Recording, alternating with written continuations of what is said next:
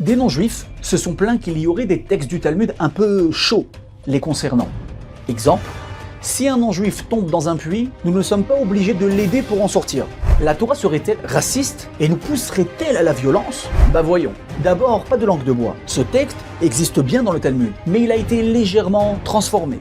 Le terme employé, akoum, ne signifie pas non-juif, mais idolâtre. Alors ok, ça ne concerne pas tous les non-juifs, mais ça reste fort de café. Un peu de tolérance, non? Chacun a sa croyance. Pourquoi se montrer plus dur envers les idolâtres? Parce qu'on parle des idolâtres de l'époque talmudique, qui pour apaiser la colère de leur dieu, pouvaient se livrer à des actes de barbarie comme des sacrifices humains. C'est contre ces barbares que le Talmud s'insurge, pas contre les non-juifs qui vivent normalement, ni contre les différents types de croyances. Maintenant, pensez-vous sincèrement que le judaïsme nous commande de tuer les non-juifs et de les faire revenir aux petits oignons? Ne trouvez-vous pas cela grotesque?